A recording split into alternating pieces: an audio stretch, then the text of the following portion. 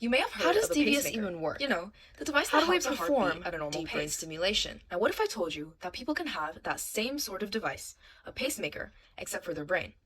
Deep brain stimulation, or DBS, is a procedure that can treat conditions such as Parkinson's disease, essential tremor, or really any conditions that cause movement-related disorders.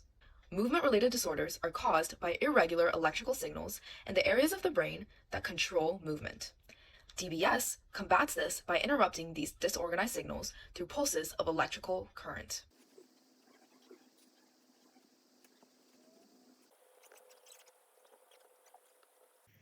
The deep brain stimulation procedure involves 3 steps. The first step is implanting the lead. In order to do this, a head frame, also known as a halo, operating team is will attached take to a the CT skull with screws or in MRI order to scan keep the head in the proper position during surgery.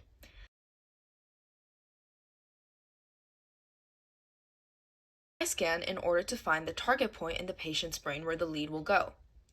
Just like pinned locations on a map, DBS targets parts of the brain that play a role in controlling movement. This includes the thalamus, which relays and integrates sensory and motor information, the subthalamic nucleus, which helps direct preparation for movement, and the globus pallidus, which helps regulate intentional movement. After applying the sufficient amount of numbing medication, the neurosurgeon will drill a hole in the skull just large enough to insert the lead. While the lead is being inserted, the operating team will record its process so that the placement is accurate. The second step of DBS is connecting the extension wire to both the lead to the brain as well as the neurostimulator near the collarbone. The extension wire connecting to the neurostimulator is attached to the lead. The insulated extension wire is then passed under the skin of the head, neck, and the shoulder. This connects the lead to the neurostimulator, which is what generates the electric pulses in the brain.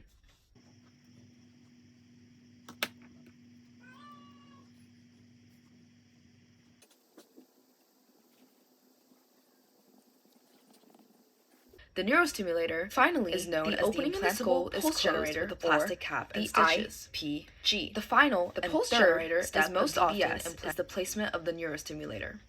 The neurostimulator is known as the implantable pulse generator. You can't work on a running car. The IPG. This part of the procedure involves the pulse generator is most often implanted under the skin near the collarbone. The procedure takes place while the patient is asleep under general anesthesia, then attached to the neurostimulator.